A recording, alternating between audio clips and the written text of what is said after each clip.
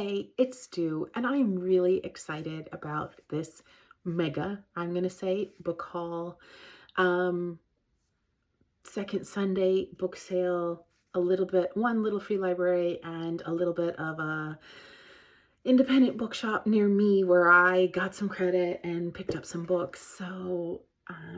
I actually had them organized kind of in a way to talk about, but now they're a bit scattered because I was getting really excited thumbing through them, and I'm not going to say much about each book. I'm just going to say the name of it and the author, and maybe one thing that reason why I wanted the book or what called my attention. So, Samantha Hunts the Seas is a Tin House book. This is a immaculate hardcover, beautiful. Obviously, want this to be my a display book. So I'm thinking about how I'm going to make that happen. And I feel like Tin House is just going to be a must haul in my thrifting little free library hunting situation. Um, as it's a Portland small printing press house. I'm not the expert on that, but I do know it's from Portland, makes amazing covers.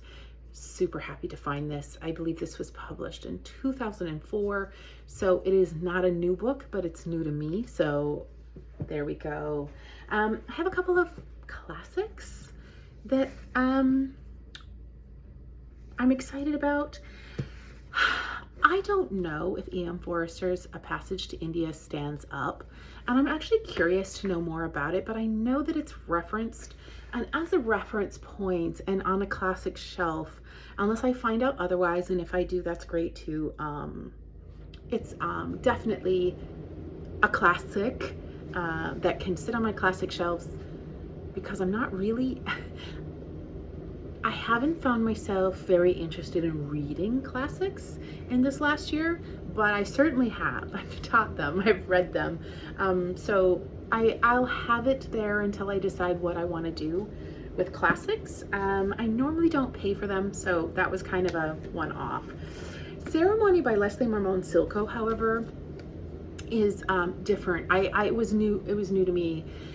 I was very compelled by this cover. It's a Penguin, I believe, reprint, but this book I didn't know anything about until I read a little bit about it. It's got the French flaps, which I do adore. So I believe this book was published in the 70s, and its author and protagonist are from the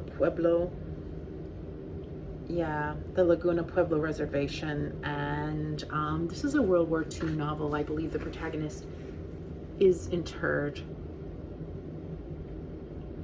held captive, in a prisoner of war camp. And that's the most of the premise that I know, but it was enough. It was enough to want to buy the book and also to get really excited about having found it, as it's completely, I was ignorant to its existence prior to finding it at that book sale. Likewise, The Stone Face by William Gardner Smith is it's an NYRB, so it's a republished classic, and I believe it's covering a massacre. There's a journalist from Pennsylvania, and it says a teenager, Seaman Brown, lost an eye in a racist attack, and this young African-American journalist has lived in his native Philadelphia in a state of agonizing tension ever since.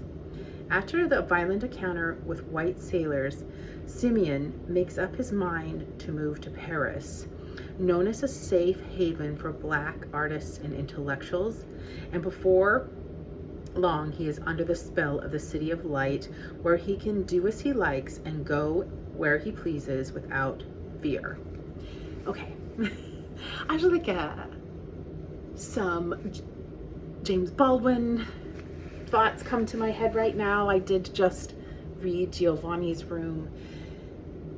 I think, what a beautiful cover, and I didn't know anything about this author of this book, this story, before. Now it's I think its original publication date was in the 60s, and so I felt like this is a spectacular find. A Terrible Country by Keith Gessen the protagonist is going back and forth between Morocco and New York. Moscow and New York. This was kind of my chance book because I don't know anything about it, and I don't know anything about Keith Gessen, and this book hasn't been on my radar either, and I wouldn't have necessarily hauled it. It was just kind of in a stack of books that I thought, okay, this stoner's taste is similar to mine because of many of the other books in this stack, and I basically hauled the stack. And it does have a nice blurb by George Saunders on the front, which says a cause for celebration. So I thought, you know, why not? It can count as one of my free books, and I'll give it a chance.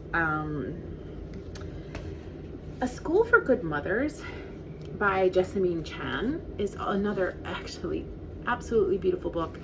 This book, I think, has been talked about enough. I think enough people know about this book. I mean, as do I, and I am really excited to read it. I see myself reading this maybe during Women's History Month. However, I have a lot of literature, feminist literature, and I am quite happy and proud to be building a collection as such. And although I'm, of course, because I'm thrifting and I don't care too much about it, I'm late to the sort of like main hype of this book. It was published in 2022. I'm super excited to have it in my collection. It is a book that I'm quite looking forward to reading. Yeah. I have a couple of South African authors that were, well, Hum If You Don't Know the Tune was in the same stack as the two previous books I talked about by Bianca Marius. And again, I have heard this book talked about before. I think I know a little bit about the premise. It's in the 70s in Johannesburg. This book was published in 2017.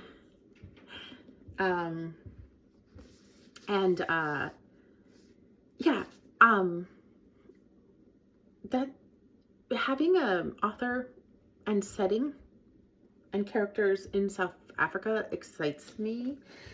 Likewise, The Jinn Waits 100 Years by Shabnam Khan is another South African story, and I was really excited to find two South African stories. This don't have very much South African representation on my shelves at all, and this, I was trying to see if it tells what city in South Africa. It doesn't, but this book was published in 2024. So it's quite a bit more recent. A book in translation is The Blood-Drenched Beard by Daniel Galera, and he is a Brazilian author. So this book is translated from the Portuguese by Alison Entrican, and it has a nice press release, which I'm excited that it came in this book. This makes me think that the publisher sent this to someone, and from what I can tell, they didn't get around to reading it. It did win the 2013 Sao Paulo Literature Prize, so I can say that. The translation, I think, must have happened in 2015, as that's when this press release is for. I think that this book is heavy. If it's not too heavy, I do have someone I would like to give it to, but they do not do like tragic, heavy, hopeless books. So I actually plan to read it sometime soon, like in the next month, so that I can pass it on to someone I have in mind. Absolutely distractingly stellar find. I was chatting away with one of the volunteers because I had, as promised, brought Black Cake back for an upcoming trade for Good Dirt. It's part of the reason I was hurrying maybe to get done with Black Cake. I was totally distracted. I was like, hold on, I can't talk to you. I can't believe that's sitting there on the shelf. And that's Wandering Stars by Tommy Orange. I just in November read There. I really adored There and haven't unhauled it yet because I feel like I want to give it to a person, and now I might wait and unhaul it with this, which is his most recent release. This came out in 2024, and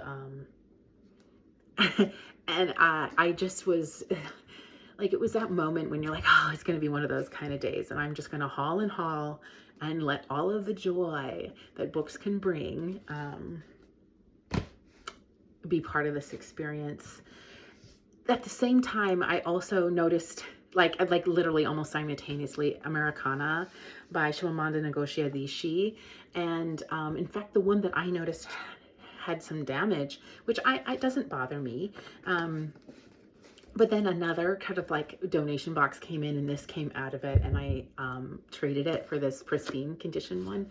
I don't care all that much as I unhaul them. However, the bunged up books I kind of like to get from the little free libraries. I feel like that's kind of part and parcel of the experience. And if I'm paying, albeit only a couple of bucks for a book, it is like somehow part of the delight to have it be in the condition that this book is in, which is new, right? Oh, yeah. Americana was shortlisted, I believe, for a Women's Prize for Fiction. And I'm just making notes that the Women's Prize for Fiction is something that I am going to be reading a lot of the nominated books this year. I know I'm late to the 30th anniversary. Yeah.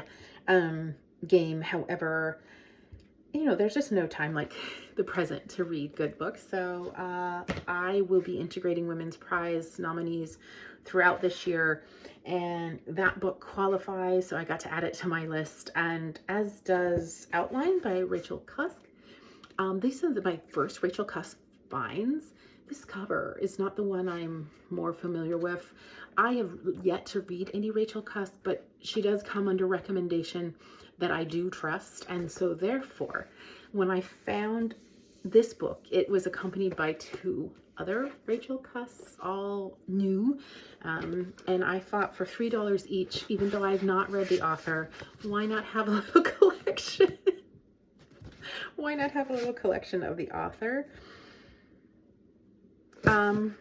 And so there's that.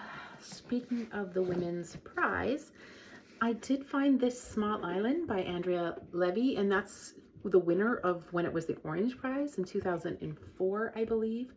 It also was the winner of the White Bread Book of the Year, according to this, and I don't even know what that means, but I love, like, when I pick up books, especially to read, I like to know more about what the heck that prize was. This is a Jamaican dysphoria. So the author is from the UK, from Jamaican parents, book. And I'm kind of excited because where I loved The Heart of Black Cake, I didn't like the delivery. And I have maybe higher expectations of the delivery on this. And I do so really want access to that setting and the stories therein. This has multiple points of view, I can tell, and I don't know if it's running through multiple timelines or not, but I felt pretty serendipitous to have found this too. Speaking of award winners, in the same stack as some of the books mentioned earlier, there was Heads of Colored People by Nafissa Thompson's, I think it's Spires, yeah, Spires. This is a collection of short stories, and I haven't had a short story. I haven't hauled a short story in a while, and I will commit myself to reading one set of short stories at least per month. And I, at the beginning of sort of like my reading journey, was leaning out of short stories because it was like I have some anthologies of short stories, and they're the only things I could read when my mind and life and the grind was so hectic that I just kind of wanted to. I was excited to be able to read long fiction. That being said, super happy to have found this. It has won several awards. I believe it was Penn Faulkner, I think, longlisted for the National Book Award, and it is indeed also a spectacular, like the cover of this book is really compelling for me. So I'm really glad to have found this book. The last one I debated taking or not, and said, yeah, you haven't read it, you might as well take it. And that, I think, is the maybe 2019 shared Booker Prize winner, since I guess I can, even though I thought I was done talking about the Booker, they just did announce their judges. So let me talk about the Booker a little bit more. And this, which I think is maybe the sequel to The Handmaid's Tale that Atwood published years later, and then shared the Booker for in that year. And this is, you know, The Testaments. Also, you know, this cover design and the redesign of The Handmaid's Tale, I find quite spectacular. I used some credits at used independent, no, it's not used, it's an independent bookstore that has new and used books. And I got a couple of books that I have been hoping to find and then not finding. So one is Big Swiss by Jen Beagin, and you know, this book has had quite a bit of hype. I just felt like it's a book that I want on my shelves, but I think, and also this is a cover I want on display. I think as far as like obsessive woman focused books, I'm gonna prioritize Pizza Girl first, but this can wait, and this I for sure will be read in the next year. Convenience Store Woman by Sayaka Murata. Again, speaking of me being, you know, late to the hype of this book and this author, but you know, it's never late. It's never like the right time to read a book is the time that you're reading it. I will tell you the translator because it's not on the cover. It's Ginny Tapley Takamori. With such enthusiasm of having found this used, and really wanting to read this book, as I heard Sayaka Murata talk about, one of the themes that she perplexes on and is really interested in exploring is just like the endless struggle. Like, no matter what the situation and conditions, life comes sort of with this existential idea of continual struggle. That's like part of life.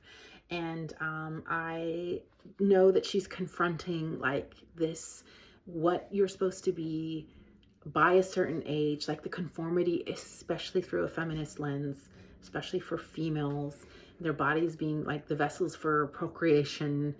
They're like what makes a meaningful life being, you know, dictated to them rather than having autonomy in those choices. And I absolutely, like, this is a book that I am going to read the physical copy of. I'm not gonna worry and then about any of the immersive experience. And then if I feel like and I kind of feel like that for Claire Keegan's Small Things Like These, like if for the reread I want it to be immersive, then I'll go ahead and do that.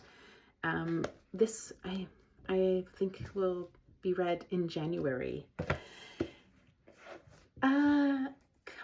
Kazuki Kaneshiro's Go, translated by Takami Nieda, is a young adult novel where we have a Korean student that is living, I believe, in Tokyo. I think Tokyo is the setting, and it says a Japanese high school, and he has to defend himself against all kinds of bullies, and he falls in love with this Japanese girl. And so we have love, belonging, insider and outsiderism, And self-discovery in this book. It's young adults, certainly coming of age themes, which I love, and little. And I, every once in a while just really crave and need a well done coming of age novel. And that's what I hope to find in this. Finally, lastly, same word? I don't know. One of the 52 book clubs has a prompt, 52 book club prompts for next year for 2026 is read a book in a series that is a book from a series of 8 or more. I actually snubbed and I thought, this is, if I don't read this one, I'll be fine, or maybe something will come to me.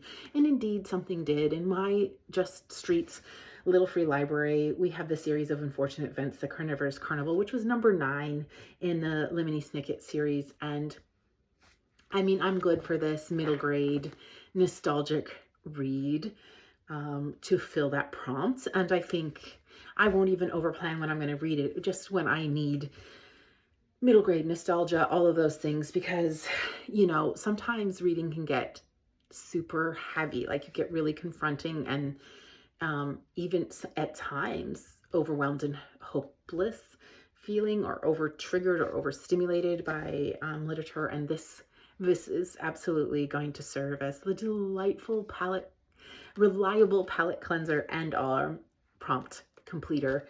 And that's it. I did the math. These books, all of these books, the average cost per book was about $3.50. So I know it's a big haul.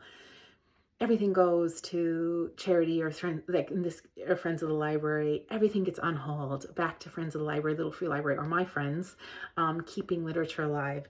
So, and there's space. There's some, you can't really see it because of the camera angle, but there are several open spaces on my shelf now that some of these can get filed into, and some work with some new display books. So I just could not be more enthralled with this book haul. I think this is maybe my best book haul yet, as far as the amount of amazing finds and the amount of enthusiasm I have around getting to read these particular books. So until next time,